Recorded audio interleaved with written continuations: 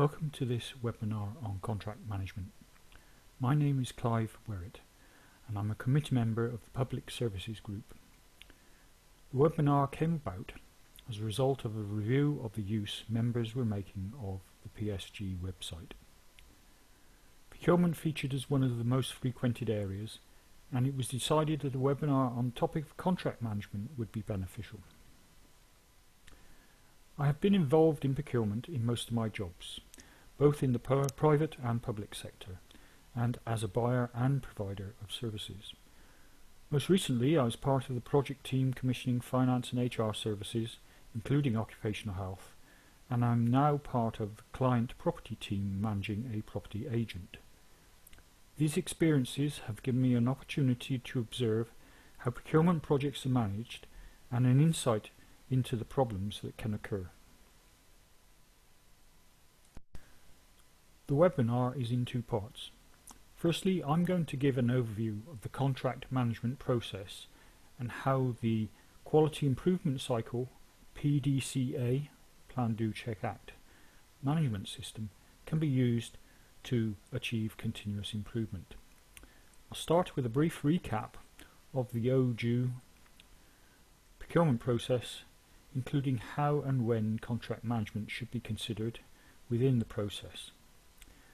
We'll then look at the PDCA model of contract management and discuss each of the steps and what needs to occur at each step. Finally, I'll briefly discuss what happens if the contract doesn't achieve its aims and objectives as set out in the business case. The second part is a case study given by Martin Fisher from Suffolk County Council, which looks at a risk methodology being applied to that council's procurement. OJU stands for the Official Journal of the European Union, previously called OJEC, the Official Journal of the European Community. This is the publication in which all tenders from the public sector, which are valued above a certain financial threshold, according to EU legislation, must be published. The legislation covers organisations and projects that receive public money. So, organisations such as local authorities, NHS trusts, the Ministry of Defence, central government departments and educational establishments are all covered by the legislation. The process itself can be represented by this complicated diagram, but in fact is quite a straightforward and linear process. On the far left are the various entry routes to procurement. All require a specification to be produced, which is then publicised as a notice on the OJU website. There are then various timescales depending on the entry route and several milestones to pass before the invitation to tender. The evaluation of tenders follows their receipt and then the contract is awarded. The main issue for health and safety professionals is that the pre-qualification questionnaire process for an under-threshold procurement is prohibited. So under-threshold means below £172,514. This changes obviously year on year. Furthermore, there is now a standard selection questionnaire for above threshold procurement. What this means in practice is that there is little opportunity for a potential supplier to be screened for health and safety performance before the tendering process. It is possible to deviate from the selection questionnaire to add, for example, health and safety questions, but this must be done by reporting to the mystery shopper service and may only happen where health and safety is critical to the service being procured. As mentioned previously, this is a linear process, and for most project managers who are driving the procurement or commissioning, their involvement ends when the contract is awarded and signed. In my experience, this is where a lot of problems with contract management start. Most health and safety professionals will be familiar with the PDCA model for managing health and safety. It's set out in the HSE publication HSG 65 and also appears in international standards such as 18001 and the 45001 standard due to be released in 2018. It's a cyclical model and can be applied to contract management with the objective to improve the contracted services over the period of the contract. It's therefore important that the cyclical nature of contract management is built into the procurement process. We'll look at each step of the process in a bit more detail, but first I just want to say a few words about the business case. The given reasons for commissioning in the current economic environment are almost always to save money, to be more efficient, make use of better, newer technology, improve processes, etc., etc. All the positives. But business cases are often written to emphasise the benefits and gloss over the perceived negatives, and that can include health and safety and other risks. It's not a surprise really, but it mustn't be ignored. Trivialising the negatives is not an option for successful contract management, and the reasons for this can be explained by the cost-risk diagram below. The cost-risk reduction curve was originally developed to illustrate the concept of reasonably practicable when discussing risk assessment. Basically, there are a lot of measures that can be used to reduce risk for little cost, but as you move to higher risk reduction, the costs escalate asymptotically. Applying this diagram to commissioning risks, or other aspects of commissioning, came out of a project where a lesser standard than had previously been achieved in-house was delivered by the supplier. It was realised that in order for the supplier to be profitable, they had to deliver the reduced standard. The cost gap can be interpreted as the supplier's profit, and similarly, a decreased standard could be expected for the same reason if a subcontractor is engaged by the supplier. Of course, this is a simplification, but it does highlight that unless there is a significant advantage to commissioning, there is a distinct possibility that a reduced standard of service will result.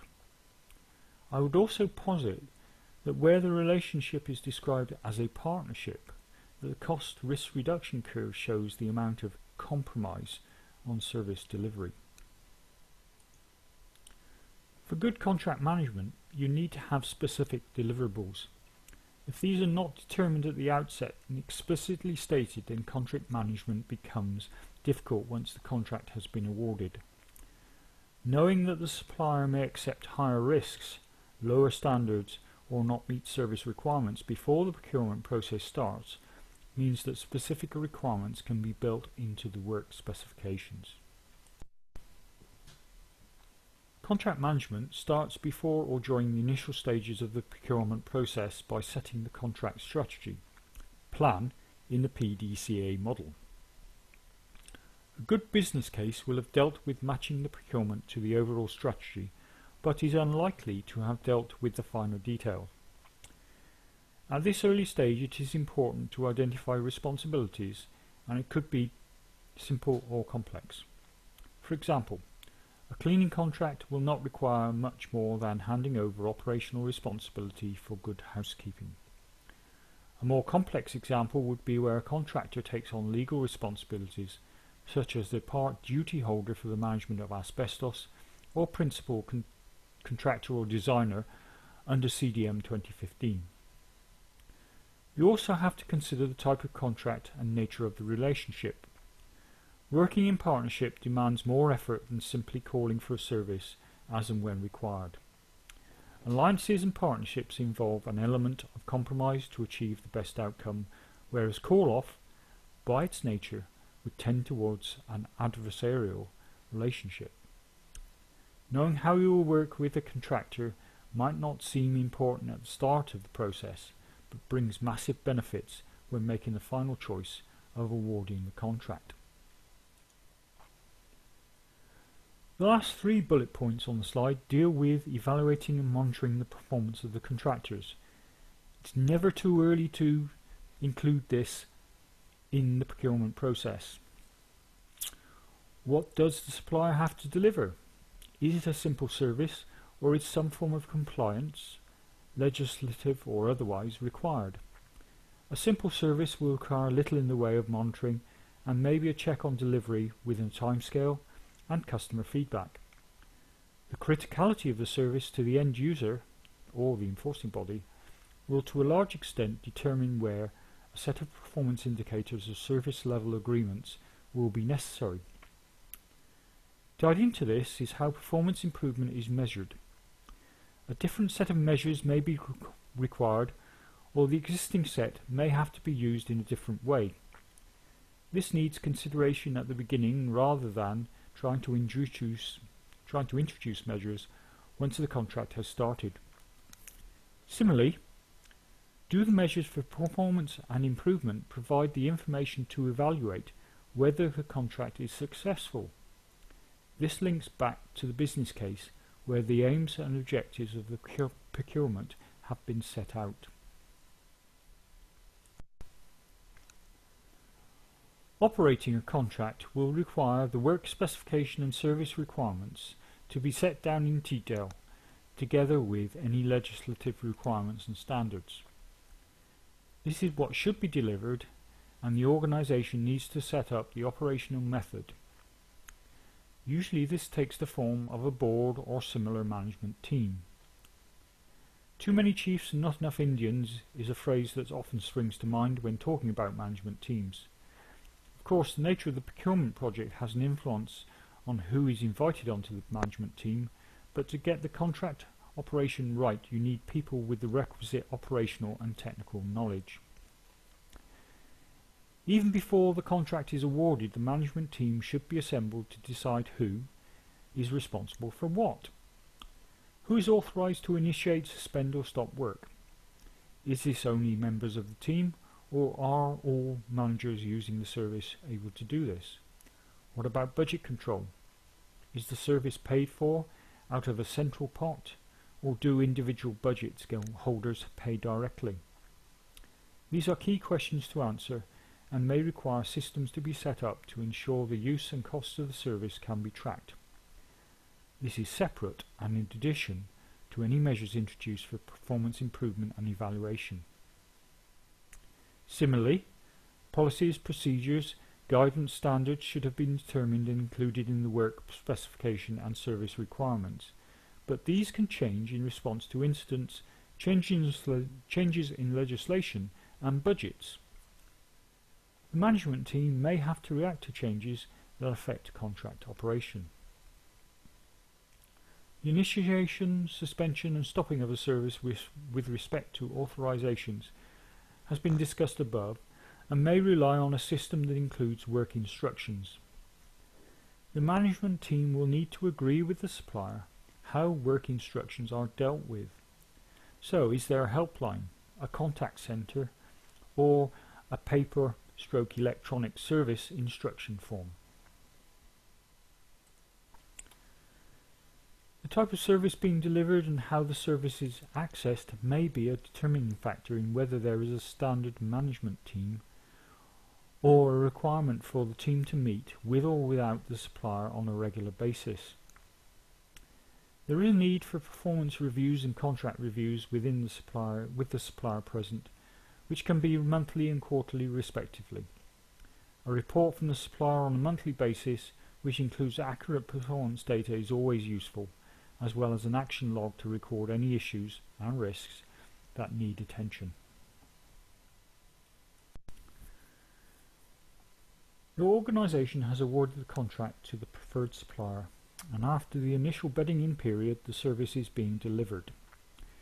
Everything is okay as long as service delivery continues to be satisfactory, the business benefits and efficiencies are being achieved, the supplier is communicative and cooperative, the organisation is delivering its obligations under the contract, there are no disputes or surprises, and changes to improve service delivery are discussed openly. But what happens if service delivery is less than expected? Efficiencies aren't being achieved and changes can't be made.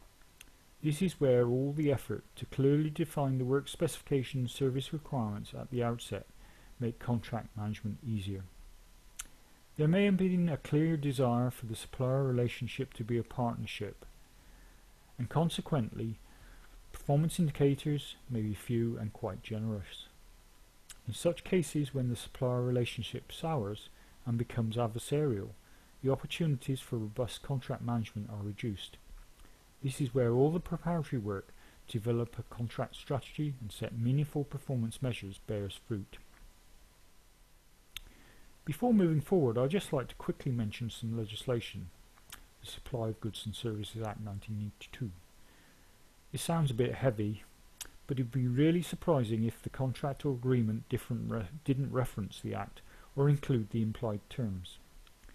These are care and skill, which relates to competence, time for performance, so a service should be carried out within a reasonable time, and consideration. This is where the organisation contracting with the supplier will pay a reasonable charge for the services delivered. Have a look at the contract or agreement that you have. The implied terms should be there, but if not, the Supply of Goods and Services Act is your backstop. Traditionally though, the work specification service requirements should include a number of performance indicators and service level agreements. All these may have been set by the management team. The important thing to note is that the service level agreements have a greater significance than performance indicators. This can be easily seen from the name, agreement or indicator. Service level agreements, SLAs, are negotiated between the organisation and supplier and are designed to create a common understanding about responsibilities, services and priorities. Sounds easy, but the private sector know that SLAs tie their hands, and they don't have any room to manoeuvre if their service delivery drops or fails. Negotiating SLAs can therefore be time consuming and costly, which is why getting the work specification service requirement right is critical to the success of service procurement. One other aspect of monitoring that is often neglected is health and safety. There is an element of health and safety in almost every procurement exercise, either affecting employees or others. And of course, there may be liabilities with commissioned services. Monitoring the health and safety of a supplier and those in the supply chain therefore should not be ignored. As shown above, the cost versus risk reduction curve, we might expect reduced standards and the acceptance of a high level of risk, but only if we choose. The setting of appropriate service level agreements and performance indicators at the start of the procurement process is strongly recommended because there will be few chances to add or change without incurring costs once the contract has been signed. The rest of the supply chain must not be ignored either. The supplier may only be acting as a broker and will not have direct control over the service being delivered. Service level agreements and performance indicators must include others in the supply chain if you want to maintain standards. Change is inevitable and contracts will need to be reviewed on a regular basis. The big question is whether the contract is still fit for purpose. It should be obvious whether the business need is being met, the aims and objectives are being achieved, and if the budget is under or overspent. All this data should feed through from the check contract monitoring step, and if not, then some changes are required. A change control process should be designed and set out in the contract documentation, perhaps as a schedule to the contract. This avoids the downstream misperceptions and misunderstandings about who has the role and responsibility to take action. Ideally, the process should be up and running from shortly after the contract award so that any initial tweaks to the contract can be sorted out before the service is fully established. Simple changes should be possible within the overall contract framework, but more significant changes such as service level agreements may need to be renegotiated or even a formal service transformation process initiated. Any changes should be formally recorded and kept with the contract documentation. Positively speaking, using the quality cycle should bring about service improvements, but this is not always the case. It has already been mentioned that risks tend to be underplayed during the preparation of a business case. By using the cost v risk reduction approach, a more realistic initial appreciation of risk is possible, but it should be remembered that it is necessary to continuously analyse and assess risks throughout the duration of the contract, and use the appropriate method to assess each risk. The matrix approach may not be the only way. Someone also needs to be assigned to manage the risk. This is easier for small contracts, but may be more difficult for large contracts. Sort out clear lines of responsibility at the outset of the contract. This avoids confusion and disputes. Some of the other risks for service delivery that should be considered are lack of capacity of the supplier. Did they have sufficient capacity at the contract award, or has the approach always been to do more with less? Reduction or increased demand. So was the original scope wide enough? Overestimation of service improvements, such as software capability, service delivery models. Staff changes. Could be loss of key staff, affecting both the client and the supplier. Reducing budgets, say austerity measures. Force majeure, and don't forget health and safety issues, the duty of care. Martin Fisher will explain more about risk and risk management in the case study.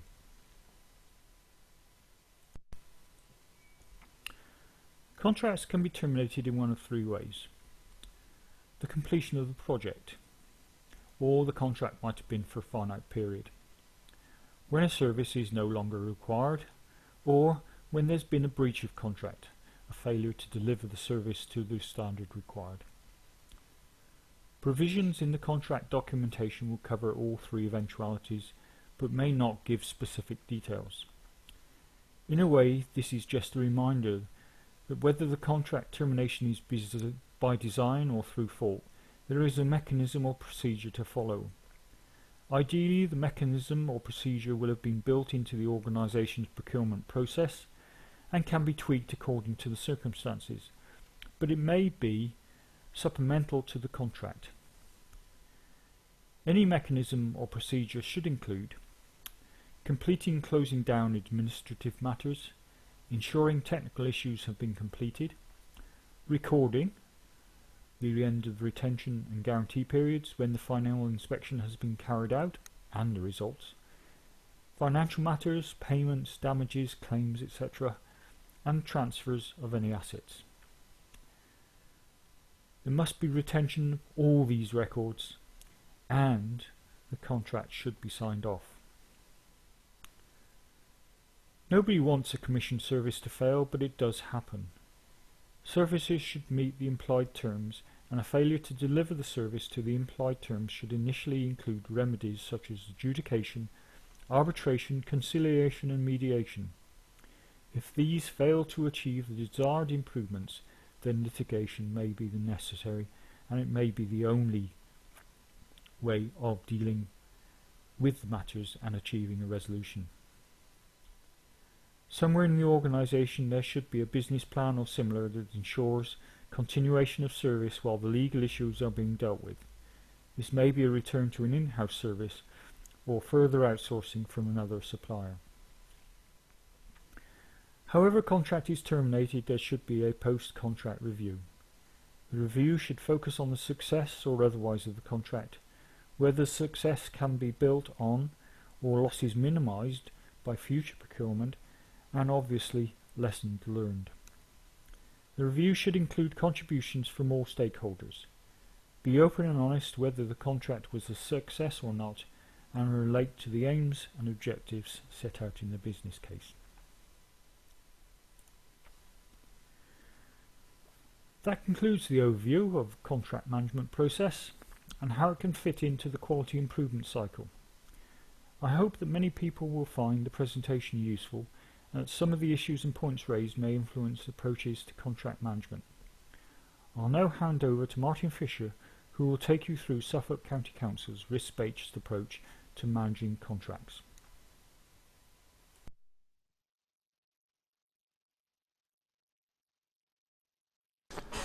Hi, I'd just like to talk you through Suffolk County Council's approach to managing health and safety in contracts.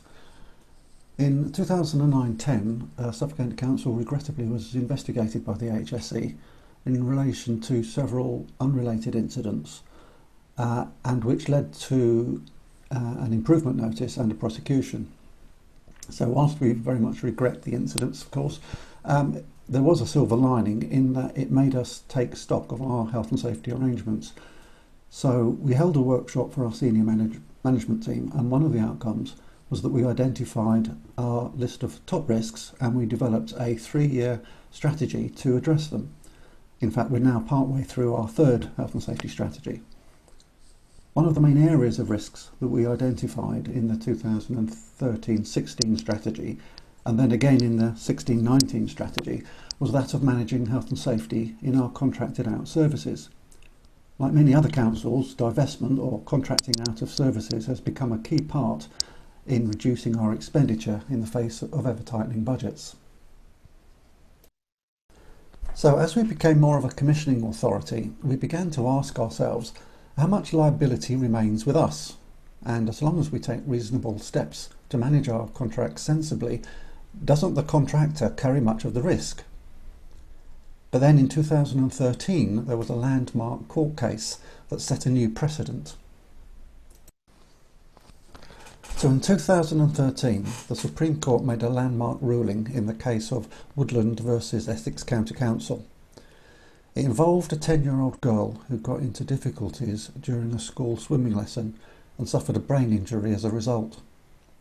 Now the school had contracted swimming lessons to the local sports centre, and they in turn had contracted the swimming lesson to an independent swimming instructor.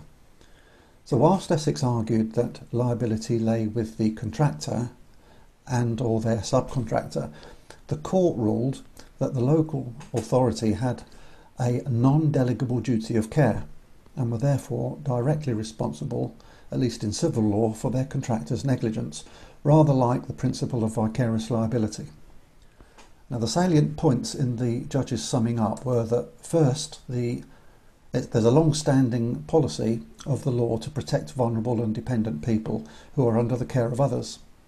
Secondly, the parents are legally obliged to entrust their child's care to the school and had no control over how that care is manifested or whether they delegate it to a third party or not.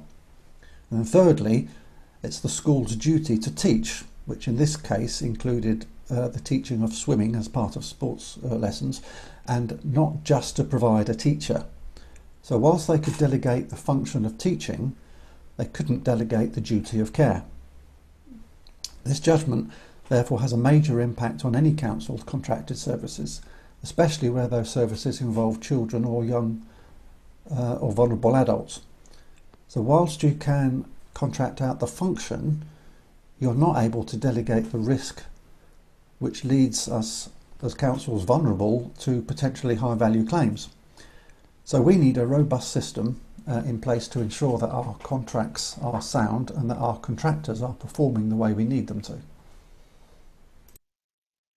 As part of our health and safety strategy, and using the principles of Woodland versus Essex, we created a piece of guidance to help our managers determine what sort of checks and monitoring they should do to ensure a proportionate response to their contracts. As part of our strategy, and using the principles of Woodland versus Essex, we created a piece of guidance to help our managers determine what sort of checks and monitoring they should do. As part of our health and safety strategy, and using the principles of Woodland versus Essex, we created a piece of guidance to help managers determine what sort of checks and monitoring they should do to ensure a reasonable and proportionate response in managing their contracts. A copy of the guidance is on the IOSH website, although it's now due for a review. A key part of the guidance is a matrix that I refer to as the risk proximity matrix, but which my colleagues refer to as the Fisher matrix. A bit like a risk assessment, it looks at the inherent risk involved in the contract, i.e. if it went wrong and somebody was hurt, just how bad could it be, and matches it against what I refer to as the closeness of undertaking, although in hindsight closeness of liability might have been a better description, and then matches the risk score against a value of the contract to come up with 4 possible levels of control. So, firstly consider the likely impact of something going wrong. Then consider who will be impacted. Will it involve staff, service users, children or vulnerable adults? At this point it's useful to consider precisely what your actual duty is. So for example, in the provision of school transport, our duty is to provide the transport rather than to transport. Whereas in the Woodland case, the duty was to teach rather than to provide a teacher. Okay, so also, if you consider home care services these days, they're often provided through a grant whereby the service user gets to choose their own level of care and who provides that care. So we're not providing that care ourselves. So remember, one of the judge's points in the Woodland case was that parents had no choice how or whether the service was contracted out. So this will make a difference whether Essex and Woodland is relevant. So we might therefore score a 2 in the closeness of undertaking score instead of, say, a 4. So having come up with a level of risk, we then compare it against the annual contract spend. We just happen to use value bands that already fitted in with our existing procurement arrangements. And in this way we identified 4 levels of control that needed to take place. Note, at this stage these levels don't represent just the level of risk, but rather a level of control necessary commensurate with that risk. And you'll see that it's possible to have different levels of control for essentially the same risk, depending on the value of the contract. This reflects what is reasonably practical. So again, using school transport as an example, it might be reasonable to have regular contract monitoring arrangements with a large bus company who have a fleet of buses, but unrealistic to have that level of control for a taxi driver who only transports 1 or 2 children each day, although essentially they're doing much the same thing. So in our matrix, the lowest level, level 1, requires no specific health and safety requirements at all. And as we go through the levels, we add more requirements on top of the previous level. So for control level 2, this requires some basic competency checks are carried out on the contractor. So it might be as simple as checking that the contractor belongs to an appropriate trade organisation, such as the Guild of Excellent Taxi Drivers, or whatever is appropriate to the nature of the work being carried out. Whatever you decide, this then becomes part of the spec when setting out the contract, and then carry out annual checks if that's necessary. For level 3, health and safety should be a substantial part of the pre-qualification process, or else use safety schemes in procurement as a viable alternative. Health and safety requirements should be identified and tailored to the contract, whatever's considered appropriate for the industry. So for instance, do you need the contractor's staff to be trained or have a particular qualification? Does the organisation need to have a particular accreditation? Consider looking at the contractor's health and safety management system as part of the evaluation process. Are they following a recognised approach, such as HSG 65 or ISO 18001? And there should be some ongoing contract monitoring, including headline indicators such as accident frequency rates, whatever's appropriate for the work being carried out. So for the 4th level, we'd be looking at a comprehensive range of contract management arrangements, including looking at evidence of how a culture of safe behaviour will be engendered by the contractor. So not just checking reactive statistics, but also considering how the contractor promotes positive health and safety through staff engagement, staff surveys, wellbeing programs, things like that. The evaluation would be based on a combination of price and quality, which would include health and safety factors. We'd be looking at health and safety audits, including joint audits with the commissioner and the contractor, on-site inspections and discussions at the point of delivery, and possibly using third-party validation as well. So that's been our approach. In practice, we found it worked very much easier in our technical departments, such as highways and property, than in children and adult care services. So in highways and property, we've identified and scored all of our contracts, and we believe that they're all compliant with the guidance. We're currently carrying out some audits just to check. For schools, children's services and adult care services, most contracts have been scored, although there are still a few gaps. It's been a bit more of a challenge for them because more of their contracts tended to score high in the 3 to 4 bracket. They also had a lot of spot contracts which had the potential to score high, but since they weren't being called upon at the moment, it wasn't feasible to put in lots of controls. But having scored most of the contracts, we've now started to identify gaps in our control measures and develop action plans to adjust them. So for instance, in adult care services, they realised that actually they needed more contract managers in order to manage the contracts properly, and that resulted in some service redesign. We are currently looking at redesigning the toolkit, and especially that bit about the closeness of undertaking insofar as it relates to adult care services. So we're looking at incorporating the principles of the Association of Directors of Adult Social Services Individual Service Funds guidance as a basis to determine our closeness of undertaking score.